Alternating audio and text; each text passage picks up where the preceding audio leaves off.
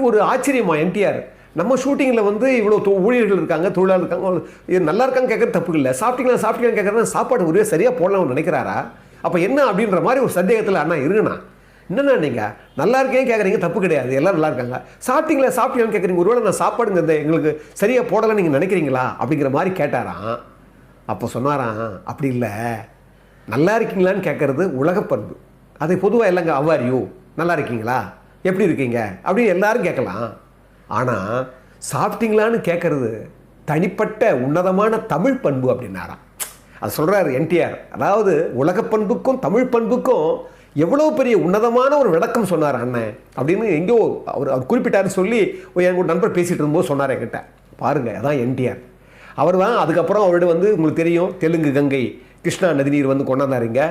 ஒரு பெரிய அதுக்கு இந்திரா காந்தி அம்மாலாம் வந்து அதெல்லாம் கூட உங்களுக்கு தெரிஞ்சிருக்கும். ஏன்னா நான் எது சொல்ல வரேன்னா, ஒரு என்டிஆர் சொல்லுவார், என்னுடைய